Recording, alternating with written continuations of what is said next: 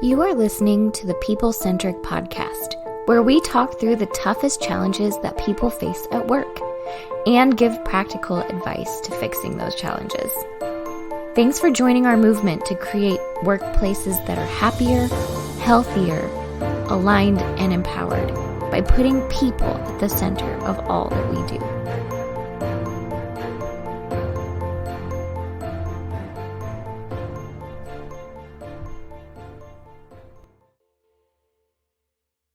Hey, people-centric leaders. Hey, today we're going to talk a little bit about problem solving, but I want to share a story first. I've seen this pattern a lot lately of leaders taking sabbaticals, of taking time away for the company. And I always thought that sabbaticals were something that leaders do or managers or executives do when they get burnt out. Now, first of all, some of you, I just want to acknowledge something. Some of the employees are listening to this going like, I would love to take a sabbatical. That is not an option for me. Where do I go to be able to take a sabbatical? By the way, it's increasingly common for some employers to give sabbaticals to employees who've been there for a long time, but it's becoming more common, I'm seeing, for managers to go take sabbaticals or owners.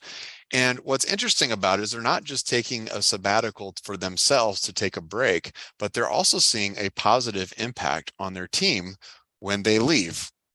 Now, those of you who own a company are thinking, so this is great. I'm glad I listened to this podcast episode today. You're basically telling me that the secret to success for my company is for me to jump out of it. Well, kind of. What do you think, Diana? Should I just leave? Well, I was just gonna say, like, all the employees are like, well, duh. If you get out of my way, I will be better.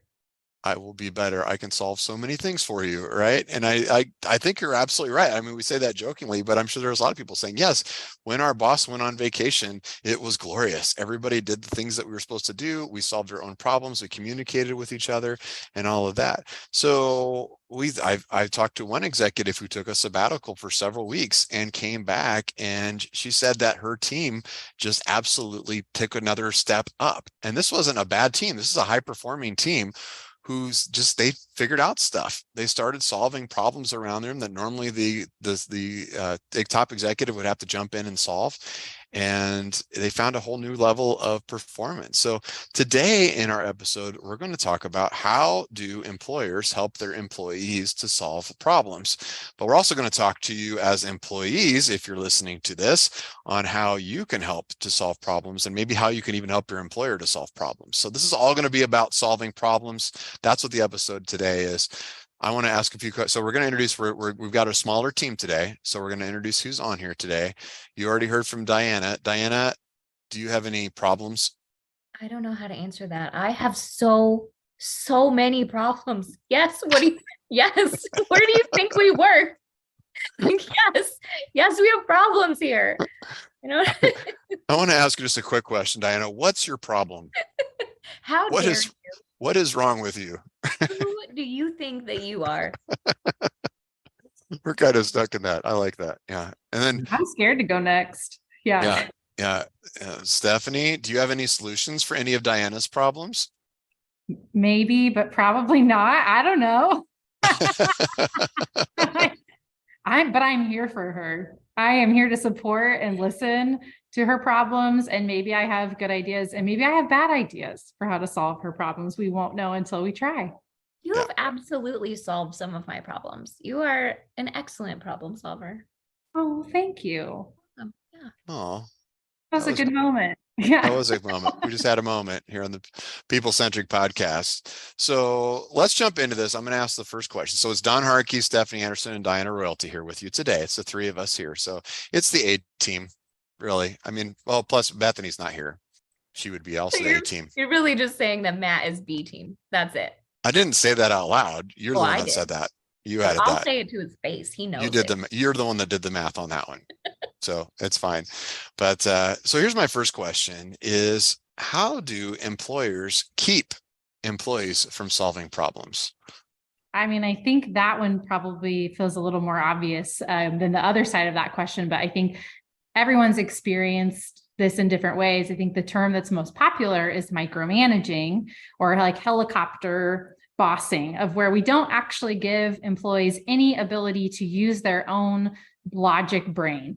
We tell them how to do absolutely everything to the point that usually then the employees become dependent on that manager or boss to get any of their work done. And we actually are coaching their brains to not like think strategically or creatively. We're just coaching them to go through this process. And then if at any point that process messes up, then what we typically find is no matter how smart or talented the people, then the whole thing kind of breaks down because we've just coached them the wrong way.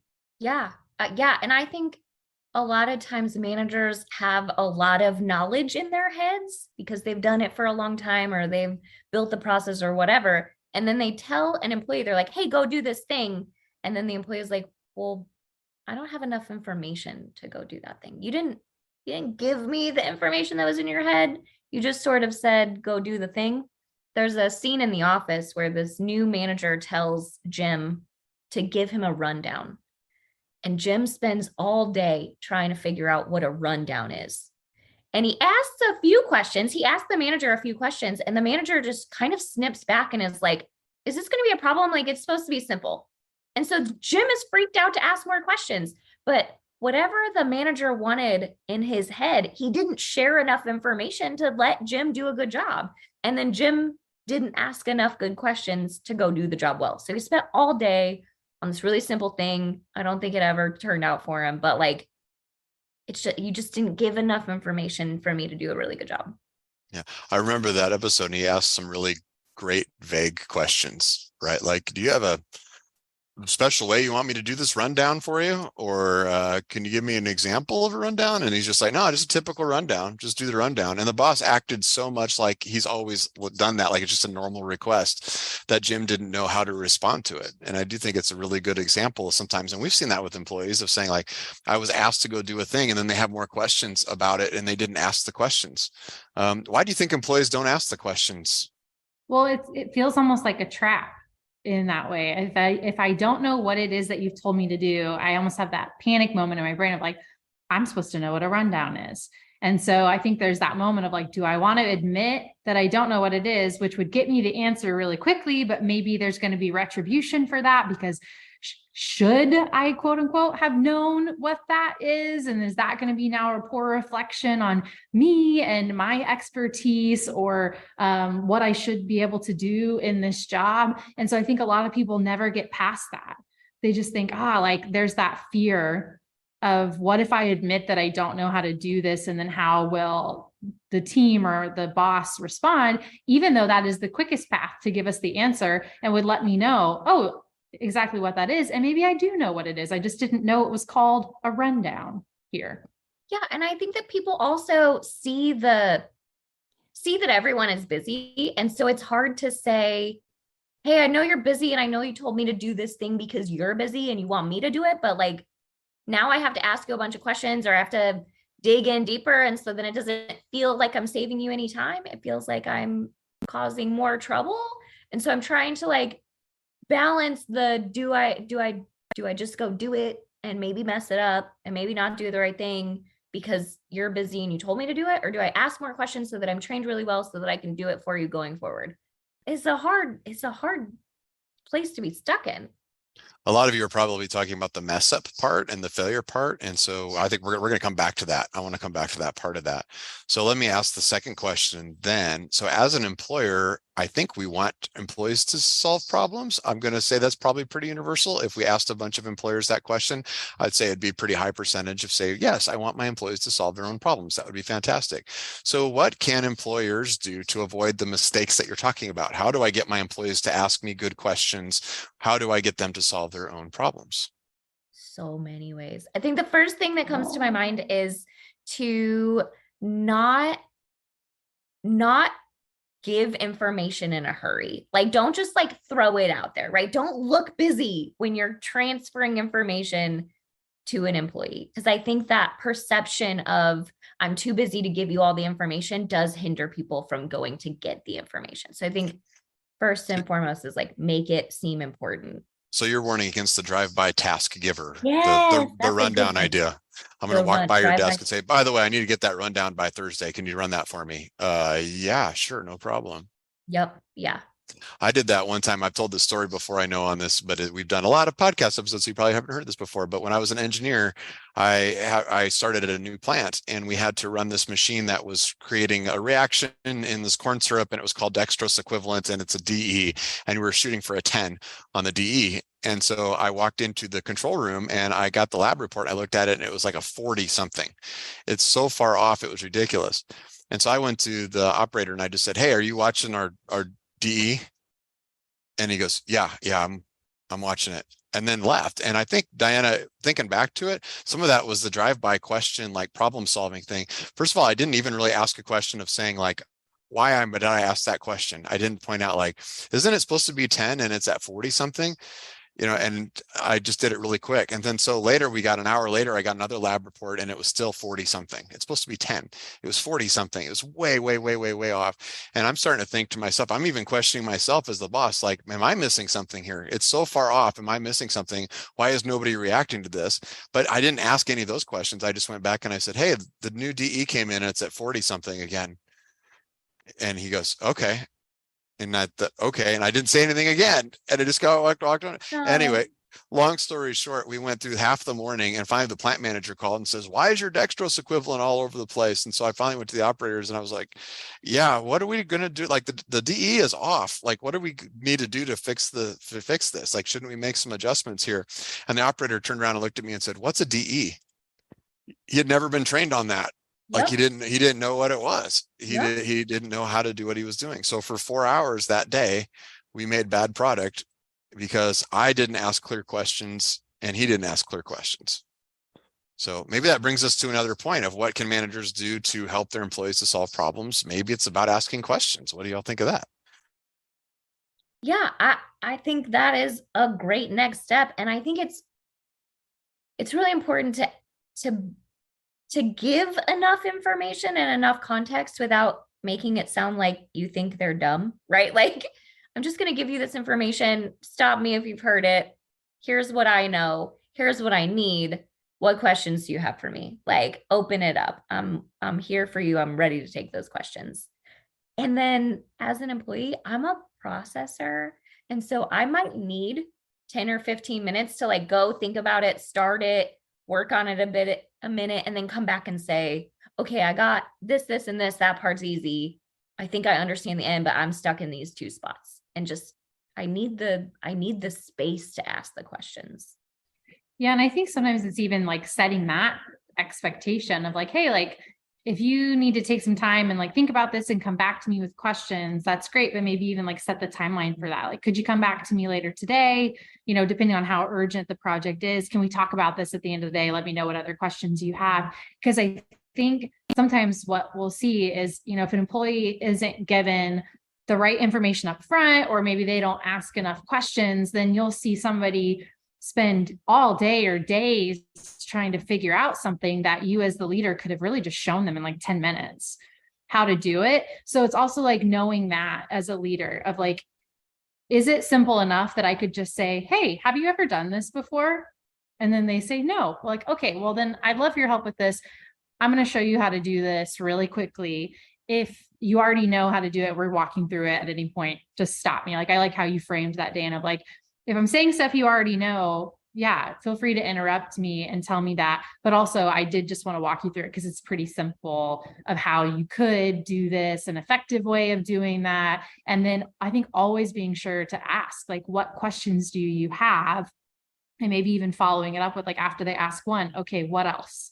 What else? What else? What else? What else? And like even framing your questions to them that way, instead of saying like, "Now, do you have any other questions?" Because then that makes it feel like I can't ask more. Yeah. So it goes back to the idea of the accountability doesn't happen in the first conversation. It happens in all of the conversations. So you have to keep checking in on the process. I like that you talked about the process for solving the problem. So if we asked an employee to solve a problem and then never checked back in with them or just say, "Hey, can you solve this?" Most employees are going to say, "Sure, yes, I'll solve it for you," because of all the things that we said at the very beginning. It's the gym question. It's the rundown question of saying, I'm not going to tell my boss, "No, I don't know how to solve that problem. I don't know what to do with that." So I think a lot of times you can go and do what Stephanie talked about is where you ask some of the follow-up questions. Maybe if you don't, maybe even to tweak it a little bit, maybe you don't run down exactly how to solve that problem. Maybe you as the employer don't have the exact solution to that either. Maybe you have to ask the employee, what's your approach going to be in solving that problem? So it might be, hey, I've got this problem that we need to solve as a company, da, da, da, da. Can you help me with this? Would you be willing to help me solve this problem? Most employers are going to say, yes, I would, and say, okay, think about it. Here's what the issue is. Here's the impact it's having. And then let me circle back with you and maybe tomorrow or in an hour or whatever it is, so that I can give like the Dianas of the world, the people who need a little time to process that thing. And let's talk about what your approach is going to be. You don't have to solve the whole problem, but tell me about what your approach is going to be to solving that problem. So then you can talk to the employee to see if they're going to be heading down the right trail or not. Then you can kind of see what's going on. And then you can have the subsequent conversations of saying, okay, what have you learned in these steps? Where are you getting stuck? It's a series of endless questions. There's a good book out there called Multipliers. And the idea of multipliers is that managers, the way you manage your employees, you can make them effectively smarter or dumber at work.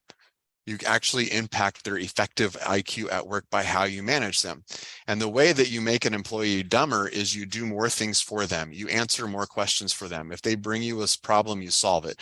We call it the vanilla ice management style. It's if you have a problem, yo, I'll solve it. They're not, Stephanie and Diana are not jumping in with me on this one. They're both shaking their heads at me saying, no. You're on your own, bud. You're On your own on this one. Okay. So when you use a vanilla ice style of management that you're going to solve your own problems, everybody gets used to just bringing you problems because they know you're going to solve it.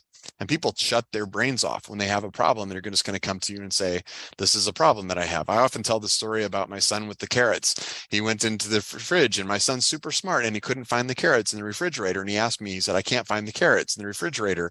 And they weren't that hard to find. And they're bright safety orange. And our refrigerator's not that big. He had the tools. You've never been in my house. You probably know where my carrots are. All those things are solvable. And he just expected me to go solve the problem for him, is why he asked me the question. And then when I asked the question back or turned it back and would not bail him out of it and gave him no place to go, which is why we talked about the sabbaticals at the beginning. When you have no place else to go, people then start to engage their brain fully and say, okay, I have no place to go. I have to figure this out. I have to solve the problem. Yeah, oh, sorry, Stephanie, go ahead. No, go. Okay. I was with someone one time whose employee called them. This is not how I would handle it, but this employee called them and said, hey, where is this thing? And the manager was like, Joe, if I were dead, what would you do to find that thing? And Joe was like, well, I don't know. I'd probably poke around in here and I'd search here. And the manager was like, yep, good thinking. Maybe go do that first.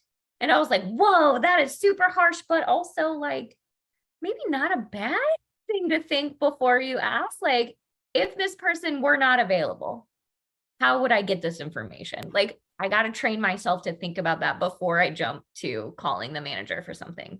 Yeah, I'm laughing so hard at that story because I had something similar in a workplace once. We had an intern on our team, and she really was kind of notorious just for like asking all the questions and really never looking at up stuff herself. And like, here's the, like, there's a scale to this, right? And I think there was just one day she had just gotten on somebody's last nerve, and she comes in because she had come to their desk, like maybe every 10 minutes, they'd given her a task and she'd come back. Well, what about then? How would I do this? And basically they're like, I'm doing this thing for you. And somebody just looked at her once and was like, well, I'm going to make up a name. Well, I don't know, Barbara, I guess you're just going to have to use some critical thinking skills. And like, never how we should handle that. But like, it is this idea of like, how do we actually help our teams think through this without giving some of these blunt responses and reactions? And I liked something that you were talking about earlier, Don, that made me think like, sometimes as leaders, we actually just we don't even know. You know, we're asking our teams to jump in and help with problems or create solutions that we don't know what the process should be. We kind of know maybe what we want the outcome to be, but we don't know what that process should be. So to Don's point, like, it doesn't really make your team smarter for then you to say, hey team, let's figure this out. And then you kind of jump in at every point and create the process. Like, what if they came up with a process and there was a better way of doing this, or there's multiple ways of doing this. There's no right or wrong way of doing it necessarily. We don't have a procedure or policy for that. Maybe someone could come up with something really great, but I think then that's, as the leader, also like setting that expectation, kind of setting the culture of, even when you take that to your team, of like, hey, like,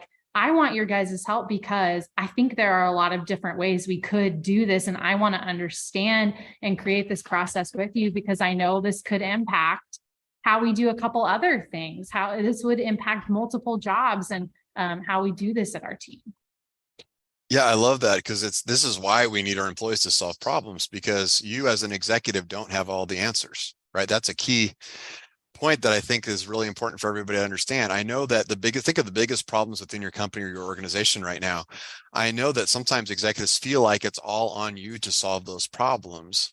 But trust us, as an organization that works with hundreds of companies and organizations, maybe thousands at this point, organizations, some of the best solutions come from employees. They'll bring up things. When I was at 3M, Post-it notes, they were not invented while I was there. That was before my time, but Post-it notes were invented by a scientist who discovered them, and then the application was found by an executive's assistant to figure out how to use them as bookmarks. Was the original application. There wasn't an executive who said, we need a new product, go find me one and put it out. It was the employees that solved those problems. So I think that's why it's important to be able to reach out to the employees. And as you ask those questions, I liked the point that was made earlier of, you don't have to ask questions that make people feel stupid. Like, you don't have to walk them through, like in Diana's example, like, if I were dead, where would you find that? What would happen next? My guess is that was actually a conversation between Diana and Matt, is my guess. That was Diana. That was, if I were dead, where would you find that question? That's my guess. I didn't do that, but I have since then. I learned it from that guy, that manager, who was like, Joe, if I were dead. And I was like, I'm going to use that. Yeah, it just sounded familiar. I think I've heard that before. So that's why I thought it. Yeah, I don't know who Joe is, but might be on this call right now. I'm just saying. But I think what you can do is you can ask questions like, so somebody's like, well, I don't know how to solve that problem. I don't think you have to say, okay, well, what's the first step? You don't have to be elementary. You don't have to be condescending to the person. You can just say, okay, well, what do you know? That sounded worse, actually. But what do you know? Do you know anything? There's a trick. This is one of the greatest tricks that I've ever learned from a coach. But he said that a lot of times when people say, I don't know, it's because they're thinking through it, or they genuinely are afraid to say what they actually know. And so by using this phrase, this is the key phrase, but what if you did know? It gives them freedom to stop and pause and think through it, or say what they already were thinking. So like giving them that freedom to just say what's on their mind. Like, what if you did know? We're just pretending it's not real. What if you did know? And so I think if you ask that, like, okay, well, you don't have to know. It's okay. It's okay to not know. Well, what if you did? Or where would we start? Or what can we do together? Right? Like, give them the freedom to fail a little bit and to not have all the answers, but to think through it. That's exactly right. Sorry, I keep jumping in on everybody at the same time today. So if you're hearing awkward pauses, it's all me. I was going to echo that. Kind of when we were preparing for this podcast, I shared, when I started on the people-centric team, I'm pretty sure, as Diana said to me, as like a part of our culture and learning how we do things, she was like, you will fail at some point and at different points in time. But the key to the failure is like, just remember, we're a team and we're here, and you can ask questions. We don't expect you to know everything, we don't expect you to get everything right the first time. So it's really kind of setting that expectation then of saying like, hey, like, if you don't know, that's okay. Or if you're going to have to figure it out as you go, it's okay. This process will probably take a little bit longer than our normal workflow.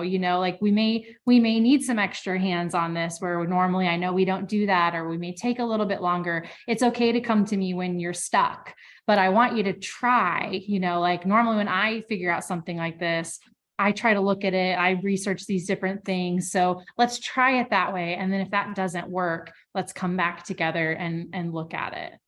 I like that there's a clever mix there of smart questions to ask to help lead them to the next piece, right? Where would you start? What kind of people would you need? What information would you need to be able to help solve this problem? You're kind of pointing in the direction, but you're doing it in a questioning kind of a way that helps people, but you're also empathizing with them. And what you just said is to say, like, look, I've struggled with this too. This is a hard one. If I had the answer to this, I'd just give you the answer in some cases. But this is a difficult issue, and maybe it takes a little bit of encouragement too to sprinkle in there of saying, I know you could do this. That's why I'm giving this to you, because I know within your expertise and your experience that you'll be able to solve this. I know you don't have the answer off the top of your head, but you'll be able to go. I also have confidence that you'll be able to go and look for this, and we'll figure this out together. I think that's a good way to be able to open up those questions. Now, from the employee side, let's say that our managers bringing problems to us suddenly. They're saying the problem might be something to do with your job, by the way. It might be saying, I don't like how this has been working out, or I think we can do better in this. Let's talk about how employees react when problems are brought, or maybe how they should react, or what's the right way to do that when a manager brings you a problem, because that's not a feel-good moment as an employee. Yeah, I was going to say, like, let's just acknowledge that sucks. Like, every time it happens, you just feel the pit in your stomach. You feel like you're messing up something you didn't know you were messing up. You feel like this thing that you do daily and that you've worked really hard on isn't as good as you thought it was, or something. Like, it is a painful, I do not like that feeling. It happens to me. It happens to me a lot. I get that a lot. Like, I don't like that feeling, but it happens, right? So I think you have to acknowledge first that it sucks, and it's okay to feel crappy about it. To just take a breath, take a moment. It's okay. They may not be blaming you for the problem. Now, some of you as employees might go, oh, my boss is blaming me for this problem. And I know that it often feels like that, and they might actually be blaming you for that problem. Like, they may actually be blaming, and you might be in a culture where bosses blame, and maybe you can slide across the accountability versus blame podcast episode to your boss sometime and have them listen to that. Actually, there's no safe way for you to do that. So please don't do that. That's not going to turn out well for you. But most supervisors that we know and managers that we actually work with aren't trying to just say, you did this and now I'm going to bring this problem and you're going to have to solve it. And even if they were, one of the best things you could do is to solve the problem. So I like the idea of starting to collect yourself from that. And then maybe what's the next step? Is it okay to ask those questions? If your boss asks you to do a rundown, is it okay to ask what a rundown does? What does the supervisor think when the employee is asking questions like that? Yeah, I'm a question person. I ask all the questions. I need all the details. I'm a little crazy about it. So I generally start with, okay, is it okay if I ask a few questions? Like, and I let them give me permission to ask as many questions as I need, right? Like, is it all right if I ask a few questions about all of this? Like, I need more information. And that way you're getting some permission. You're telling them that you need more information. It's not because they've done something wrong or they've said something that's upset you. It's just, I need more information. Yeah, I think another, sometimes when a problem is brought is maybe like something didn't go quite how we hoped, or it didn't work out. It didn't go to plan. And I think those are hard ones too, as an employee. Of then, like, a question that I've asked before is like, well, can I walk through with you how I did that? And I'd love to hear like your advice or feedback of like on that process. Cause I think a lot of times there are a lot of different ways to do things that could work or be successful. And so if a way I've done it wasn't, then be like, okay, I want to walk back through and maybe understand and help me build some new strategies or critical thinking skills of like, oh yeah, when you got to this juncture, maybe you could have gone this way instead of that way. You could have done this or that. You could have researched there, and make it like a constructive conversation of like, I want to learn. Like, I want to learn and I want to do this really well. So could I walk through with you kind of how I did it this time? What do you see differently? How could I improve upon that? Where could I have stepped in or pulled back? And if you want to think about what the different levels inside of a company really mean, what's the difference between a frontline employee, a supervisor, a manager, a director, a vice president, and an executive, those types of things, it's kind of what level of problem are you capable of solving? And the capability doesn't magically change as you move up the ladder. The capability's always been there. It's a little bit of how you view the problem. A frontline employee who sees a problem, who's not engaged, who is disengaged in their job, sees a problem and reports it to somebody else to solve it so that they can move on and go on to their job. But if you're looking for a way to move up, as you can dig into those problems, and you still have to get engagement from management. You still have to ask, is it okay if I go after this? Can I run down this road a little ways? And the answer might be no, and you have to be okay with that too. But if you offer up those solutions, by the way, executives, the levels of problems that we see employees solve on a regular basis at PeopleCentric with our clients is pretty high level. We're not talking about, hey, we want to make this process just a little bit more efficient. We've seen clients, we have a client that had to rebuild their entire financial system from scratch because they had some high turnover in their areas, and their employees jumped in and did that in a relatively short period of time. We've seen employees implement all new business models, launch new product lines, go after new customers. I think one of the most common problems or opportunities for executives is to use your employees more. They can solve more of the problems than you give them credit for. So let's flip this script a little bit, because I know there's a lot of their employees that are listening to this going, yes, please let me solve your problems. Let me help with all those things. But I'm going to flip this a little bit. What can employees do to let their employers solve problems? So let me set this up a little bit. Sometimes we will see employees that will call us or contact us, and they are judging the decisions made by their managers, which is totally natural. Not saying that in a bad way. They're thinking, oh, we've got this employee over here on our team that's not doing the work they should be doing. Why haven't you done something about that yet? Or this decision would be so easy as an executive. Why don't we do this more?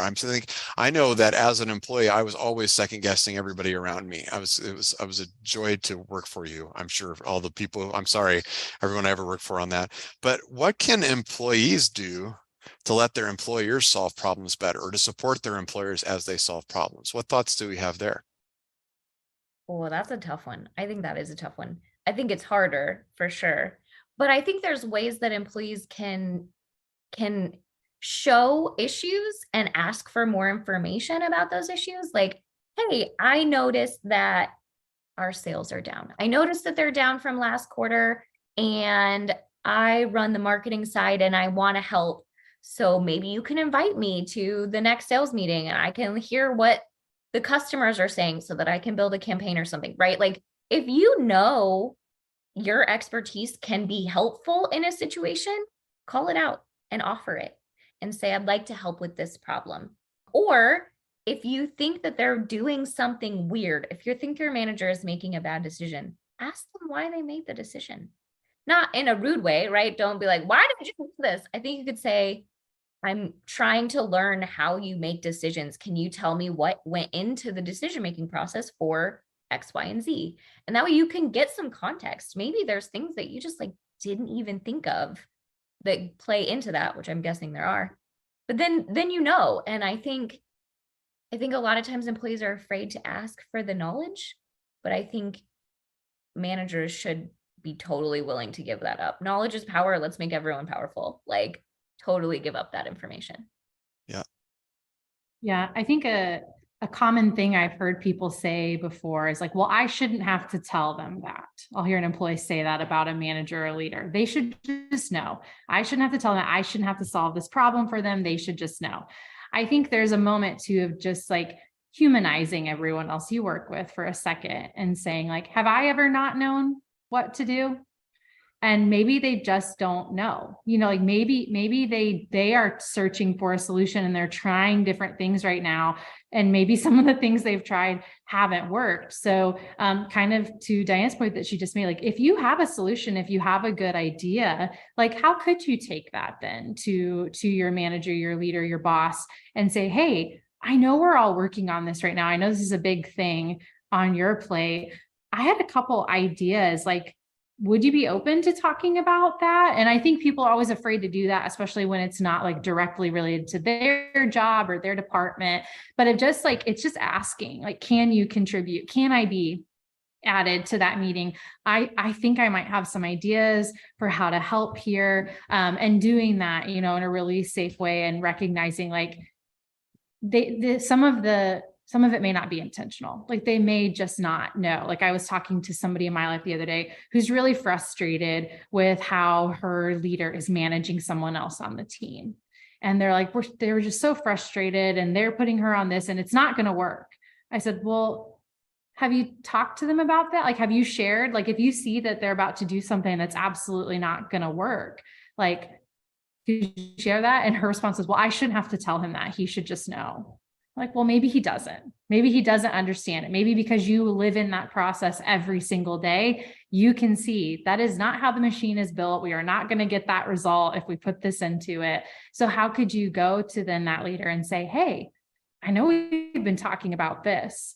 Could I share some thoughts? I have some ideas, and say, you know, I think when we do this, because of this piece and the way this process works, we're not going to maybe get the result that we want. I think everyone's willing to try it, but could we look at it a different way?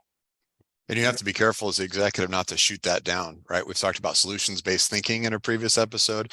You want to be careful not to say, well, we tried that before and it didn't work. And then leaving that pause in there, because that shuts down the conversations and shuts down the questions. I think there's something else here, and I don't have a name for it, so I'm going to name it. So I'm officially going to name this. I'm going to call it the idiot fallacy.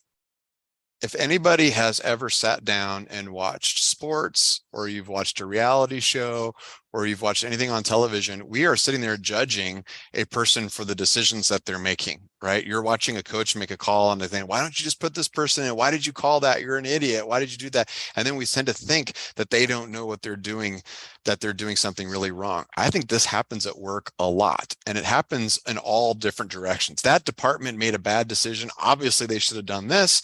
And what's the problem is most of the time when we're involved with that, there's more involved than what everybody's acknowledging. It's kind of like the armchair quarterback idea, or, you know, it's easy to make decisions from the cheap seats, or sayings that go along with that. I think a lot of times, and this goes both ways, is employers don't think that your employees are idiots for the decisions that they're making. They may just not understand something. They may not know something. There may be a complexity in it. And then also employees, if your employer makes a decision that you don't understand, or you think that it's just an idiot kind of a decision, your employer is probably not an idiot.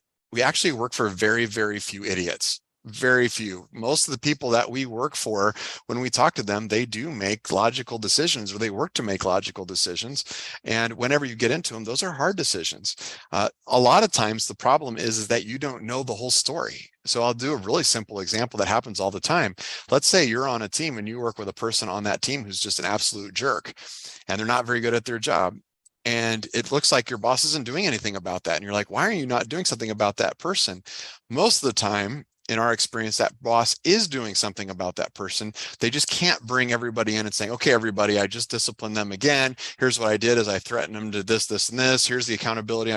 They can't do all of that stuff. So the assumption, the fallacy, the idiot fallacy kicks in. Everybody thinks my supervisor's an idiot because they're not dealing with this obvious situation. The solution to all of that is a little bit of grace. I understand that not everybody makes perfect decisions, but I also understand that those decisions are complex. And from that person's perspective, it probably does make sense why they're doing what they're doing. So I just wanted to kind of call that out. It's a new name, idiot fallacy. Maybe it's a real thing, but I didn't have another name for it, is that we think that other people are idiots when they make decisions we don't understand. It might just be because we don't understand those decisions. So that brings me to the last question here before we wrap up here, is we've talked a lot about problem solving from the employer side. Look, some people are probably sitting back saying, is it okay to fail at the end of the day? The employees might be saying, what if I go to solve that problem and I'm wrong? What if I screw it up? Or from the employer side, you might be saying, I don't want to give that to my employees because if they screw it up, it's a big deal. Can we talk about failure? Is it okay to fail, and how should we fail? Okay, I think it's always okay to fail, right? That's always okay. But I think the key to failure is how you're doing that and the level of failure, right? Don, if you came to me and said, Diana, here's a big project. It's super important to the company. We have to make sure we do it. It's how we're going to make money next year. Just make it really good. I'd be like, crap. Okay. Right? So I'm going to take it and I'm going to go start working on it. And let's say that I start failing early, just mess up. And I'm not telling anyone. I'm not sharing that, and I'm not doing well.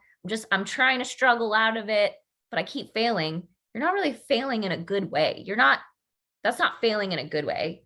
That's just failure for the sake of failure. But if you can look at it and say, okay, this thing didn't work and this thing didn't work, and I've tried 4 other things and it didn't work, I need to go back and say, maybe this thing isn't going to work. Help me figure something out, or let's bring in an expert or solve something differently. I think that's good failure, right? Like the failure to learn and course correct is good failure. Yeah, the terms are fail forward and fail small, right? So it's instead of having one big failure at the end of that project, which by the way, in that scenario of like you working for me and you running through that project, the scenario of you not telling me what's going on in that is pretty common, as is just as common as me not asking you on that key project what's happening and waiting until the last possible moment where we go in to do the presentation and go to kick off this thing that I'm assuming has been going great. And you're assuming that I know that it's not going great. And then we have a moment where it's an utter failure and it's a collapse and it's bad. We didn't get an opportunity to learn from all of those micro failures that occurred along the time within that process. So we didn't get a chance to be able to help each other out, to be able to get past those things or to learn from those things so that we could fail forward, so that we could take what we learned and move forward. And I love so we have to communicate through all of that. So failure is okay if we're willing to call it a failure. I've heard people who say like, I don't fail. I'll just be really blunt. When I hear somebody, if I'm coaching somebody and they say, I'm just not the type of person that fails, I don't fail, I think that person has a lot of upside in their ability on how they lead people. I don't hear that and say, wow, that's impressive. I hear that as saying that person's not self-aware. They don't understand themselves. They have to understand that failure is not just an option, it's a requirement to success. People who are successful don't not fail. They actually fail more frequently. They just learn from those failures by communicating and working through those issues. So. Yeah, I'll agree. I think I've heard the phrase before of like, I don't fail, I either win or I learn. And I think there's some good to that. But also I hear what you're saying, Dawn, of like, failure shouldn't probably be as dirty of a word as it is, but you should learn something from your failures. If you fail and learn absolutely nothing, then that was bad. But if you fail forward and you have some of those like small failures, then you do learn. So then you are winning or learning. And I think what we just described of, I'm the leader, I give this person something and then I never check in again. And then it's a huge and utter failure at the end. That is always the fear that comes up. I think anytime we talk to a leader or a manager and we talk about creating accountability and some autonomy on their teams, maybe when there are these hyper management cultures, they're like, well, I can't allow them to fail. That's too big of a project. It would dramatically impact the company. I can't just give that to them. And to remind them like, well, that's because you're going to work differently than you have in the past. You aren't just going to hand someone something and then never think about it ever again. You're going to create milestones throughout the project. You're going to create touch points and meaningful, effective meetings where we're going to check in on this process. So we know there are going to be some small, quote unquote, failures throughout that process. And that is okay. But we're also going to be accountable to one another. We're going to communicate enough that we would never let it get to the point where it would just ultimately bomb and blow everything up. Yeah, I love that point because I do think the word failure has so much baggage tied to it, right? Like I'm the kind of person that would say, or might say, I don't fail, because I think the word failure means that you just bit it and gave up. Failure doesn't imply that I was using trial and error and I was learning and I was keeping things moving. And so I think, I love that you're like, fail forward, trial and error. These things are good. Complete and utter failure if you just give up or you stop communicating or you just say this isn't going to work and wash your hands of it. That's the failure. There's a good Steve Jobs story where first time that they made Gorilla Glass for the iPhone. If you remember the really early version of the iPhones, you could like drop it on your desk a short distance and it would crack super easily. And so somebody invented this new kind of glass called Gorilla Glass, and it doesn't scratch as easily and it doesn't break as easily and all that. And they showed it to Steve Jobs and he loved it. And he said, great, I need 100 million of those in like 3 months. And they hadn't even started manufacturing that. And the guy started to tell him like, I don't know that we can do that. I don't know how we're going to solve all of that. And started again. Steve Jobs went up to him, put his hand on his shoulder and said, don't be afraid. And then walked out of the room. And, there's a lot of really bad Steve Jobs stories, But in a lot of ways, it was kind of like saying like, no, it's almost like the sabbatical around that problem. He's walking away and saying like, I know you can solve this. I know you're going to be able to try to figure this out. And even if you can't, we're going to learn from that. As long as you own the direction and you give me everything that you have, and you look and you bring in other people and you communicate and we work through this and we ask each other questions and we can solve these problems. And I think that's the whole topic for today. It's this idea that we need each other in terms of employers, employees, and other people on your team. We need each other to help solve problems. But whenever we treat ourselves like we're the only ones that are smart and we treat everybody around us like they're dumb, people will rise to that occasion and be dumb along with us. But if we ask questions, and that can be of our employers, that can be of our employees, everybody else, we engage people, then we all take ownership, and then we all become effectively smarter and we start to solve problems together. So I hope you learned something from this episode of the People Centric Podcast. We'll see you next time. Join us on YouTube if you do have the YouTube. If you don't have the YouTube, I'm just saying that as a joke. I know it's just called YouTube. It's not the YouTube. And you're joining us just in your car or listening to us on your headphones. We appreciate you listening in, but we'll catch you in the next episode. Thank you for listening to the People Centric Podcast. We are so grateful for you joining us every week. If you like this content, please like and subscribe. Also, feel free to share on your social media with everyone that you know. It really does help us.